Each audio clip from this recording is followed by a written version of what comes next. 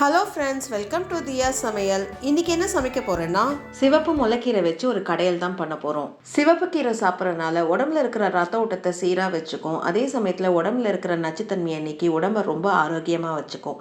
வாங்க எப்படி செய்யறதுன்னு பார்க்கலாம். சமையல் அறைக்கு போறதுக்கு முன்னாடி இப்பதான் ஃபர்ஸ்ட் டைம் என் சேனலை பாக்குறீங்கன்னா என் சேனலை சப்ஸ்கிரைப் பண்ணிட்டு பக்கத்துல இருக்க பெல் ஐக்கானை கிளிக் பண்ணிட்டு வாங்க.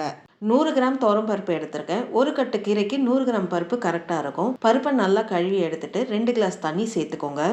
1/4 ஸ்பூன் மஞ்சப்பொடி சேர்த்துக்கோங்க. கொஞ்சம் பெருங்காயத்தூள் சேர்த்துக்கோங்க. ஒரு பெரிய சைஸ் தக்காளியை கொஞ்சம் பெருசாக கட் பண்ணி சேர்த்துக்கோங்க. 1 ஸ்பூன் எண்ணெய் சேர்த்துக்கோங்க.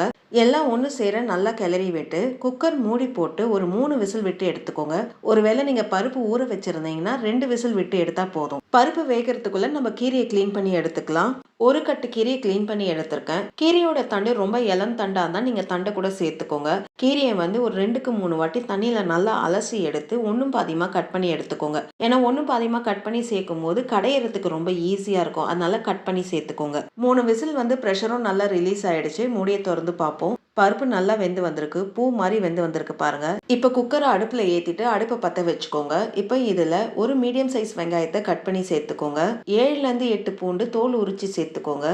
4 பச்சை மிளகாவை நறுக்கி சேர்த்துக்கிறேன். இந்த கீரைக்கான காரம் பார்த்தீங்கன்னா இந்த பச்சை மிளகாய் மட்டும்தான். அதனால உங்க காரத்துக்கு எப்ப கூடவோ குறையவோ சேர்த்துக்கோங்க. நம்ம நறுக்கி எடுத்து வச்சிருக்க கீரையும் இப்ப இதுல சேர்த்துக்கோங்க. இப்போ அடுப்பை லோ ஃப்ளேமில் வச்சு இந்த கீரை நல்லா சுருண்டு வர அளவுக்கு வேக விடுங்க. ஒரு 2 நிமிஷம் வேக விட்டிங்கன்னா அந்த கீரை நல்லா சுருண்டு வந்துடும். கீரை நல்லா சுருண்டு வந்துடுச்சு. இப்போ மூடி போட்டு லோ ஃப்ளேமில் 5 நிமிஷம் எல்லாம் ஒன்று சேர வேக விடுங்க. கீரை பொறுத்த வரைக்கும் ஒரு 5 நிமிஷத்துல கீரை நல்லா கடையிற அளவுக்கு வெந்து வந்துடும். அதனால 5 நிமிஷம் வேக விட்டால் போதும். 5 நிமிஷம் லோ ஃப்ளேமில் வேக விட்டாச்சு. மூடியை திறந்து பார்ப்போம். எல்லாம் ஒன்று சேர நல்லா வெந்து வந்திருக்கு. ஒரு கலரி விட்டுக்கோங்க. ஒன்று சேர நல்லா கிளறி விட்டு இப்போ அடுப்பை ஆஃப் பண்ணிவிட்டு கீரையில் இருக்க தண்ணியெல்லாம் நல்லா வடித்து எடுத்துக்கோங்க. அப்போ தான் கீரை கடையிறதுக்கு ரொம்ப ஈஸியாக இருக்கும்.